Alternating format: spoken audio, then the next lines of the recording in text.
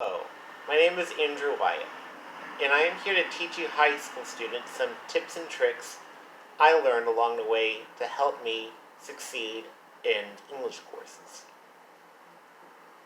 When I was in English courses, I had issues understanding Shakespeare, Chaucer, Jane Austen, Charles Dickens, the Iliad, the Odyssey, and the various other assigned readings. Basically, what I learned since high school is that no book has ever been written that everybody can understand. Of course, in high school, you are assigned to read these texts.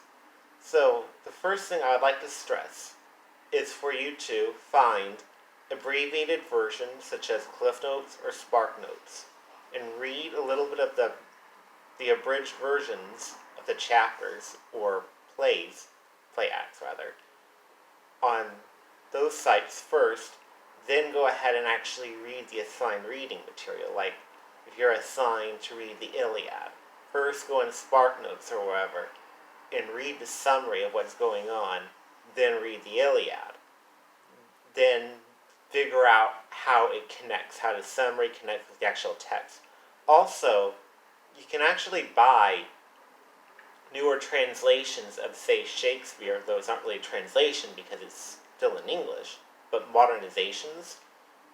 But back to translations, you can find modern translations of the Iliad, the Odyssey, the various Russian works such as War and Peace, if you are, for whatever reason, assigned to read that, or even the French stuff, like Count of Monte Cristo or Three Musketeers.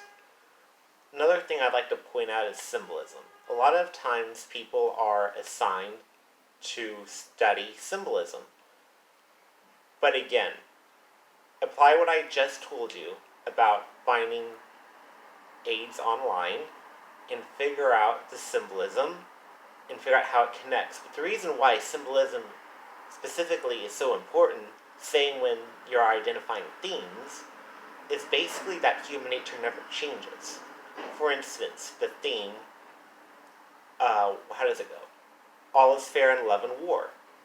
That basically means that if you do an unsavory action in the name of love, such as robbing a bank to pay for your lover's operation, society will give you a break, ideally.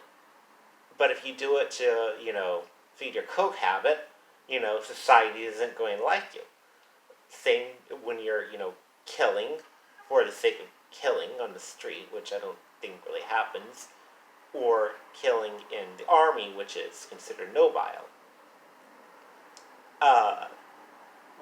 The more you recognize these themes in literature, the more you'll find them in other avenues that you find entertaining, such as movies or comics.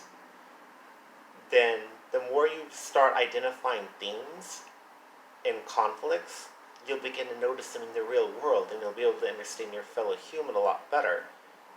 Then you will be able to become a much more well-rounded person. You will become a much more helpful person.